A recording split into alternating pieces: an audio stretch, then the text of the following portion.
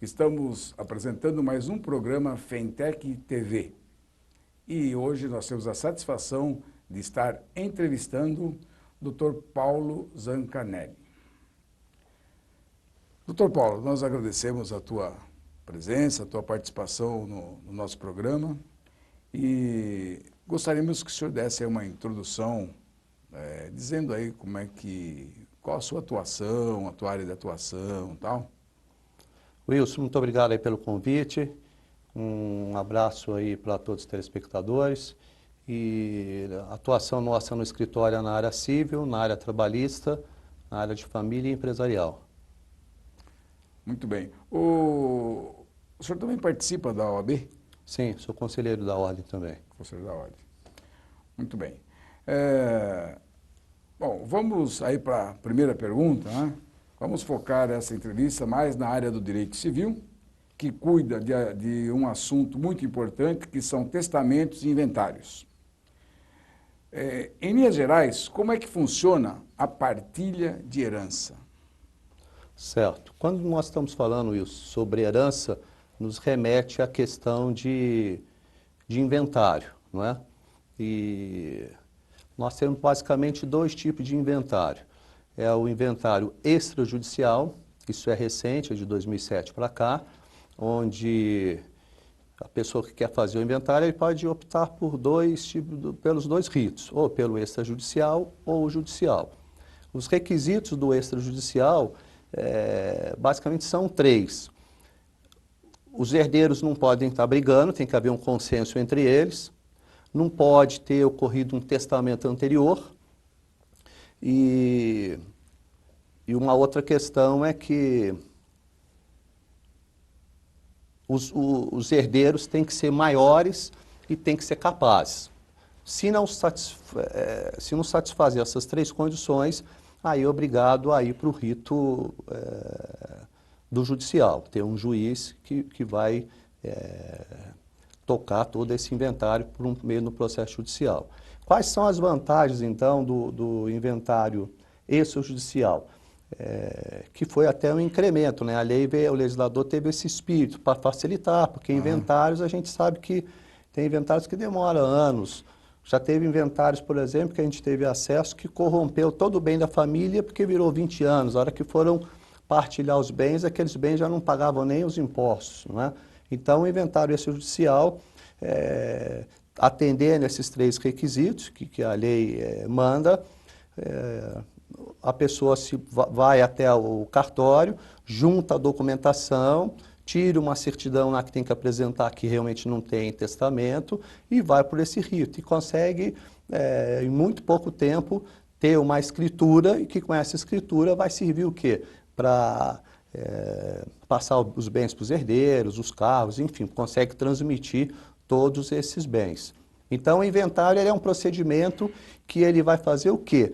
Ele vai pegar enumerar todos os bens daquele acervo que tem na herança e distribuir o quinhão para cada um. Seja de forma extrajudicial, no caso opte pelo extrajudicial, e se for judicial da mesma forma. Tem todos os ritos, procedimento de ter um inventariante, são questões, aí vai ter os conflitos, os herdeiros vão brigar dentro do processo, porque já estavam brigando antes, né? Tanto é que não foram para o rito extrajudicial, e nessa tocada aí, o objetivo é que no final você tenha o quê? Os bens divididos para cada um. Agora, qual a diferença de um inventário extrajudicial e O judicial? Extrajudicial? Não, eu queria comparar com o testamento. O testamento, tá. Nós vamos entrar, então, no testamento. Quando nós estamos falando, Wilson, em testamento, essa palavra nos remete muito a falecimento, não é? E por que essa matéria é muito interessante da gente estar conversando? A gente pensa em morte, e a morte nós não estamos preparados para ela. Então, a gente sempre quer o quê? Fugir da morte, não é? Então, a nossa vida é efêmera, a única certeza que a gente tem na vida, o que é? É que nós vamos morrer, não é? Então, a sociedade deveria estar um pouco mais devia discutir esse tipo de tema, o que vai acontecer lá na frente e tudo, né? Principalmente numa questão que é importante, para que haja a prevalência da vontade do morto, ou seja, a vontade depois da morte, não é? Esse é um ponto importante, e é nesse sentido que se pensa em fazer o testamento, não é? Então, me remete até aqui quando a gente está falando da palavra de ordem, quando nós estamos falando de testamento e morte, me lembra até de uma lenda que o eminente Dr. José Renato Nalini, que foi nosso presidente do Tribunal de Justiça de São Paulo até o final do ano, a quem eu rendo uma homenagem especial pelo toda a causa da justiça que ele sempre fez questão de buscar, e foi presidente do maior Tribunal de Justiça do mundo, é o Tribunal de Justiça de São Paulo. Nós temos 20 milhões de processos no Tribunal de São Paulo. Mas voltando à lenda, sobre a questão da morte, ele conta nessa lenda, ele contou na lenda num evento nosso, e que um servo procurou o Senhor, apavorado, falou: Senhor, eu preciso de um cavalo, seu veloz. E aí o Senhor falou com ele: mas o que está acontecendo? Ele falou: eu estou fugindo. Mas fugindo de quem? Eu estou fugindo da morte. E aí ele falou: tudo bem, pega lá os cavalos, que você, melhor do que ninguém, conhece os cavalos, mas só me responde uma coisa, você vai para onde? Aí ele falou: vou para Esmirna. Ok, então boa sorte, vai com Deus. E o servo pegou lá o cavalo e se mandou. E aí o Senhor falou: deixa eu ir lá no mercado verificar, né, que aconteceu. E foi lá e procurou e encontrou a morte. E aí perguntou: e aí, morte, que se ameaçou o meu servo lá, né? O que aconteceu? A morte falou: não, de forma nenhuma. Eu só olhei com cara de espanto para ele, porque eu tinha um encontro com ele mais tarde em Esmirna e ele estava aqui até agora. Então, quer dizer, moral da história, por mais que a gente quer fugir da morte, né, é inevitável. Sim, então, sim. A ideia é exatamente a gente pensar antes em todas essas questões e exatamente trazer aí a figura do testamento. O testamento, ele, acima de tudo, ele deve trazer também sentimento, não é só aquela questão, a gente pensa muito de forma errada no testamento, nós vamos pensar só no lado patrimonial, o que vai deixar, o que vai testar, quem que vão ser os beneficiários ali, mas tem toda aquela questão de sentimento. Eu me lembro de um cliente nosso que ele queria fazer um testamento para um dos seus filhos, porque a gente só pode doar o que a gente pode doar. Então, se eu tenho só 50% disponível, eu posso doar os 50%. A outra parte é dos herdeiros necessários. Os descendentes, que são os filhos, os ascendentes, os pais e os cônjuges também. Então, tirando ali, eu tenho uma parte que me permite doar. Ele queria doar para aquele filho dele, que era um filho que estudou fora, que ele deu menos atenção, ele deu muita atenção para os que estavam aqui. Então, o que é importante lá que a gente conversou? Você colocar todas aquelas declarações, as motivações, para evitar problema lá no testamento mais tarde. Porquê que ele está fazendo Porque ele isso? motiva tudo isso e fala: estou fazendo essa doação exatamente por esse motivo e tal, para evitar até que o filho tenha problema com os outros herdeiros futuramente, né? Então, são várias questões que a gente tem que analisar. Uma questão que eu estou me lembrando também, que é bastante interessante, teve um cliente nosso que nos procurou, ele falou: eu tenho o meu melhor amigo e eu quero doar 100% para ele. Quero fazer o testamento e deixar tudo para ele. E aí eu falei: tudo bem, ele é muito seu amigo, então vamos fazer o testamento. Você pode fazer. Aí ele falou: poxa, me falaram que eu só podia doar exatamente os 50%, né? Nas consultas que ele deve ter feito. E aí nós falamos com ele que é outra forma, às vezes, da gente analisar. O testamento, você vai testar agora, mas ele só vai valer na hora que morrer. Aí eu comentei com ele. Ele falou: não, eu tenho meus pais, que era a preocupação dele. Falaram: você não pode doar 100% para o teu amigo, porque você tem os pais. Aí o que eu fiz uma análise com ele? Eu falei: qual a regra natural da vida? Quem morrer primeiro, você ou seus pais? Aí ele falou: meus pais. Então, cedou 100%. Se a regra natural da vida configurar, ou seja, se seus pais morrerem antes, quando chegar lá na frente, o testamento você vai conseguir doar o 100% para o teu amigo, porque teus pais vão ter morrido lá na frente, na época que você morrer. Então, quer dizer, são questões que, às vezes, se você analisar dentro de uma conjuntura, né? Você me pergunta aqui de forma... Eu falo, não, só pode doar 50% e tal. Tudo tem que ser muito bem analisado, são várias questões que precisam ser verificadas, e o objetivo é esse, a sociedade está bem atenta a essa questão de pensar lá na frente. Os testamentos, eu estava conversando com um tabelião outro dia, falei, como é que está isso e tal? Porque muito tempo o pessoal parou de falar em testamento. Atualmente tem crescido muito os números de testamento. Um profissional que eu tenho uma preocupação, como é que eles ganham dinheiro? É o vendedor de seguro. Porque o que ele tem que fazer? Ele vai te vender um seguro, ele tem que falar, me compre isso aqui que ele está falando que a gente vai morrer, não é? Quer dizer, eu acho que é um dos profissionais mais difíceis, né? Então, outra coisa que nos remete também à questão do testamento. A gente fala, pô, a pessoa idosa que vai fazer o testamento. Se a gente vê, por exemplo, um jovem fazendo um testamento, a gente na mesma hora vai falar assim, pô, coitadinho, deve estar nos últimos dias de vida, está fazendo testamento. E aí, o seu médico já te deu, né, um atestado lá que realmente você tem poucos dias, porque não se pensa de uma forma de se planejar isso, né? Até na questão também que é interessante, que é um tema que tem sido bastante preconizado, e para aquelas pessoas que pensam mais para frente, nessa certeza que vai ser pego uma hora pela morte, ele fazer aquele planejamento sucessório. Ele pode fazer desde abrir uma conta conjunta, quais seriam, resumidamente, esse tema é muito extenso, Wilson, então, dá uma resumida nessa questão do planejamento sucessório. Você poderia fazer o quê? Abrir uma conta conjunta, né, onde quem faleceu, quem é co-titular daquela conta pode pegar o dinheiro ali para custear os valores ali do inventário, esse tipo de coisa.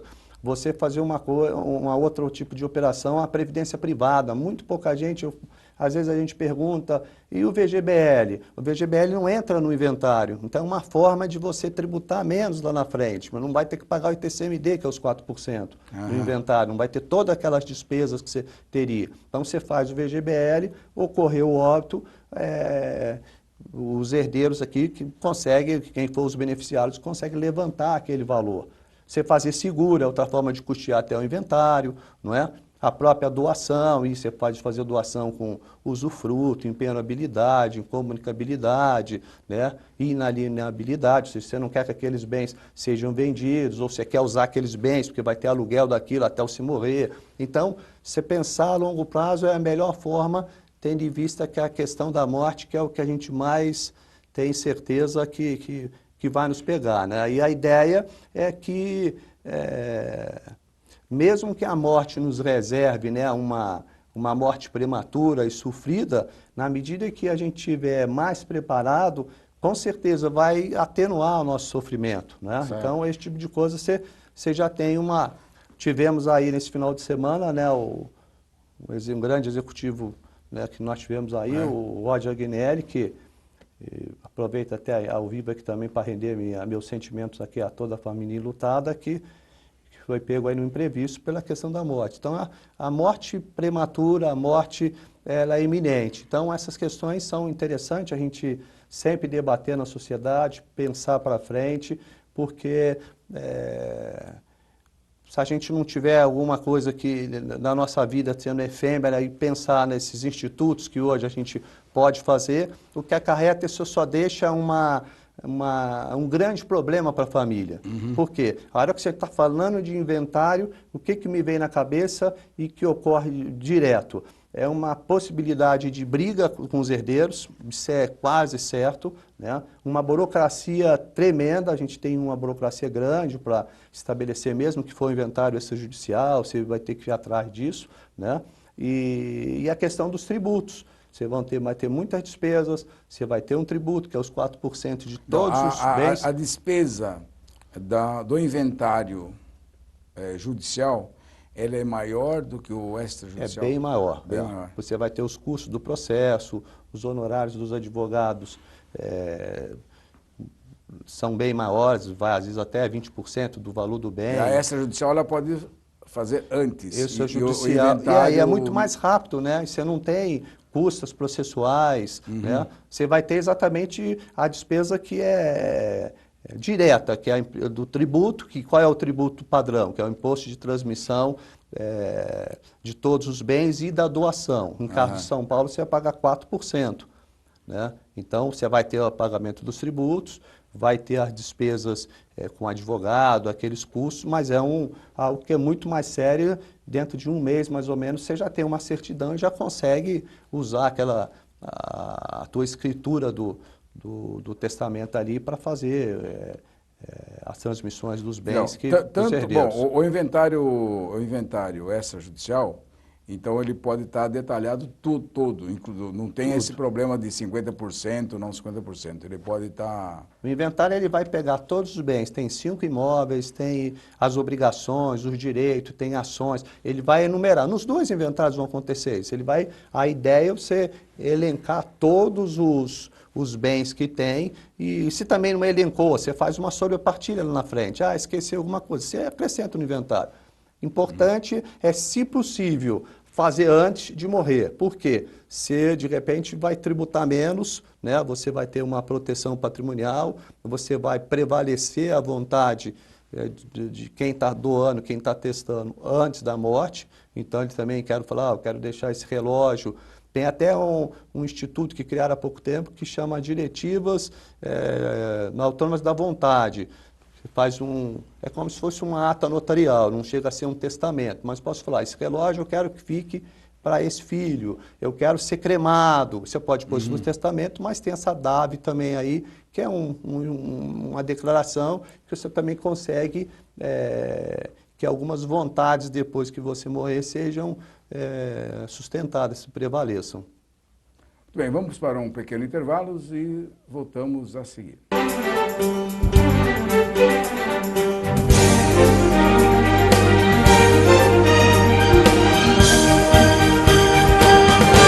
Olá, voltamos a apresentar o programa Fentech TV. Continuamos a entrevista com o Dr. Paulo Zancanelli, falando sobre um assunto de interesse de toda a sociedade, sobre testamentos e assuntos referentes a heranças, etc. e tal. Doutor Paulo, fala um pouco mais para nós de testamento, se existem, quais os tipos de testamento, tal, como é que nós podemos explicar melhor para o nosso telespectador? Importante essa tua pergunta para a gente tentar sumarizar. Nós temos basicamente 3 tipos de testamento. O testamento que é público, que é aquele que é registrado num cartório de notas, você faz manifesta todas as suas vontades, o tabelião escreve lá junto com o testador, na presença de 2 testemunhas, e importante, é um ato bem solene, muito formal, ele lê tudo, detalhes por detalhe, até fazer a assinatura desse testamento. Qual que é a vantagem dele? Ele é todo formalizado, dificilmente tem nulidades, né? A própria autoridade, a fé pública do tabelião, a autoridade dele acaba eximindo lá problemas dentro de um processo depois, que o juiz venha a questionar, né? Então, a desvantagem dele é que ele não é sigiloso. Então, se você tiver alguma questão, puxa, isso é sigiloso. Exemplo, eu reconheço um filho em um outro matrimônio e eu quero deixar isso registrado num testamento, eu quero testar alguma coisa para ele, mas não quero dar publicidade. Aí você vai para um outro tipo de testamento, que é o testamento cerrado, né? Você faz o testamento, leva para o... Só que só quem está testando tem acesso ao conteúdo. Nem o tabelião. O tabelião vai fazer uma análise superficial, olhar o testamento, ver se não tem rasura, se não tem espaço em branco. Ele olha, não vê o conteúdo e vai serrar ele, vai lacrar e ninguém pode mexer. né? E aquilo ali vai ficar preservado. E aí você volta e eu vou deixar aquilo na guarda de um banco, de uma pessoa da minha confiança. Esse é o testamento cerrado, totalmente. Qual é a desvantagem dele? A redação pode ser uma redação com falhas, né? Que a pessoa não escreve bem, ficou com controvérsia, com obscuridade, pode amanhã ser questionado, não é? E ele pode, alguém também, você deixou na confiança de alguém, se ele for violado o lacre, ele perde a validade dele também, diferente do outro que está lá na guarda do tabelião. do tabelião, e ele é público, né? Todo mundo Aham. acessa. Uma outra desvantagem dele é isso, se de repente, por algum motivo também, você guarda tanto, confiou alguém, e aquilo ali pode ser o quê? Que não venha a fazer efeito, porque ninguém levante aquele testamento, né? Ninguém toma conhecimento daquele testamento. Tem muita gente até que ele quer fazer não conhece, por isso é que é importante procurar um advogado, um tabelião, para conhecer, eu tenho o testamento público, o cerrado e o particular, que nós vamos falar em seguida. Mas às vezes ele quer fazer ele quer testar alguma coisa no sigilo, mas ele não conhece o cerrado, que era o testamento correto. Aí ele pega o público, só que ele faz o seguinte, vou fazer esse testamento aonde? Numa cidade bem grande, numa cidade longe daqui. Só que ele corre o risco exatamente disso, dessa informação amanhã ninguém ter acesso a ela. Ele escondeu tanto, então é até questionado na doutrina, será que isso é sigiloso mesmo? Porque ele deu publicidade na medida que ele fez o testamento público, né? E tem um outro que é bem mais simples, é o particular, você faz uma folha e tudo que você quer fazer, na presença de testemunhas, as testemunhas assinam, você fecha ele e vai guardar como se fosse um contrato de gaveta. Ninguém tem acesso a ele em termos de publicidade, domínio público ninguém tem, e o sigilo fica para nós, né? A vantagem dele é que você não vai pagar R$ 1.600, um testamento não é nada, às vezes a gente pensa, é outro equívoco, o testamento é muito caro, não chega a R$ 2.000. Mas se economiza, eu não tenho os R$ 2.000, vou fazer o testamento. Mas aí tem esse tipo de coisa. Ele pode ser violado, pode ser destruído, né? Pode ser questionado sobre a questão de se aquele testamento lá, a pessoa foi coagida a fazer aquilo ali, né? Ou aquele testamento particular, faz um testamento, ele vai e faz, né? Se a pessoa que está fazendo o testamento goza da uma rigidez mental, ou seja, no gozo das faculdades mentais, então ele não teve coação, se ele tá, que seria até os casos de nulidade do testamento. Se você me perguntasse, pode ser nulo? Pode. Quando tiver dolo, tiver coação, tiver erro, esses tipos de casos, por exemplo, que a gente comentou. Ele, inclusive, vai ser o quê? O juiz lá na frente vai falar, não, esse testamento não tem validade. As próprias testemunhas também podem morrer ao longo daquele período, quem testemunhar não tem testemunha, esse testamento também não vale. Então, os três têm que ser exatamente bem analisados. Busca um advogado, busca um tabelião para verificar qual é. Você quer manter o sigilo, você quer dar publicidade, você quer fazer alguma coisa que tem o objetivo de resguardar ou preservar o interesse de um parente, mas tem que ver qual é a circunstância e vai ser, cada caso é um caso. Bem, no momento em que tem um testamento, a pessoa fez o testamento dizendo que a casa na rua tal é de fulano de tal. Essa pessoa, enquanto ela estiver viva, se ela pretender vender esse imóvel, ela vai poder vender? Aí ela muda, pode ser alterado o testamento? Pode alterar o testamento, E aí depende se ela fez lá um tipo de doação, como é que ela foi feito esse testamento, mas ela pode desfazer, revogar aquilo ali e falar, esse testamento não vale mais.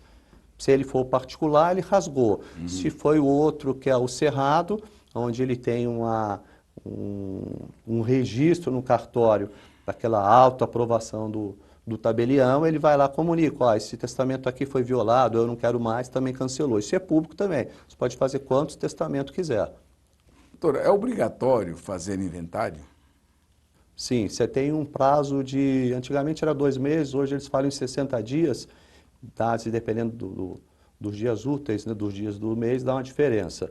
Mas você teria 60 dias para fazer isso. Não o fazendo, você paga 10% de multa, até 6 meses. Passou de 180 dias, além de todo o valor que você vai despender, são 20% de multa. Então é obrigado porque os herdeiros são obrigados a dividir os bens, ver qual é o tamanho da herança e fazer o quinhão de cada um. E se deixar para frente é aquilo, vai pagar multa, às vezes vai ficando cada dia mais oneroso, não é? Tá, e tem um prazo a partir do falecimento. No falecimento você tem 60 dias 60 dias para abrir o processo. para abrir, lá ou no cartório ou no fórum. Muito bem. Rapidamente, eu queria que você falasse um pouco sobre os regimes de casamento que caracteriza uma união estável. Em sua opinião, o que é melhor, casamento ou união estável? Nós temos 4 regimes de casamento: comunhão total, parcial, separação total e comunicação nos aquestos. O padrão hoje que se casa é o pacto, o regime de comunhão parcial, não é? Em relação isso é muito comum, ou é a união estável ou é o casamento. São 2 institutos muito parecidos, né? Porque a gente nunca sabe. Você vê usando aliança, você fala, ele é casado ou é união estável? Não sei, não é? Quando se refere ao parceiro, meu marido, meu companheiro, meu convivente, enfim, não é meu marido, você também não sabe. Então, e a própria Constituição, no parágrafo 3º, artigo 226, a ideia do legislador foi exatamente igualar, não deixar marginalizada a questão da união estável, né? Mas tem exatamente diferenças, principalmente no regime de casamento, por exemplo, né? Na parte do direito sucessório. Regime você tem os 4 para os 2, não é? No caso, por exemplo, se você casa você não quer fazer o padrão, que é a regra, que é a comunhão parcial, você quer fazer comunhão total ou separação total, você tem que ir no cartório do casamento e fazer um pacto antinupcial. Se é a união estável, eu não preciso fazer nada disso. Certo. Não é? Então, em termos da sucessão, por exemplo, o cônjuge, ele é herdeiro necessário no casamento, né? Na união estável, não. O cônjuge no casamento, ele sobrepõe o colateral, por exemplo, o irmão do meu marido, da mulher lá com relação ao marido, do irmão, o cônjuge sobrepõe esse irmão. Na união estável, não. Então, essa questão da união estável hoje, principalmente as pessoas têm que ficar um pouco mais sintonizadas, porque hoje, pelo próprio Facebook, hoje, você tem lá um tipo de relacionamento sério. Alguém pega bate uma foto ali, amanhã ele vai falar, não, é a união estável, aliança de compromisso. Então tem muita gente hoje que deita, a gente costuma falar, você dorme namorado e acorda em união estável, não é? Por quê? Aí quando que isso acontece? Isso acontece de quarta para quinta. Certo. Na medida que você deixa a escova de dente na casa do outro, você deixa uma muda de roupa, então isso acaba caracterizando o quê? Uma união estável. Tem muita gente que usa até um tipo de contrato que é o contrato de namoro, não sei acho que hoje tem sido falado nisso, que é exatamente para se proteger, para não dar união estável. Então você faz, né?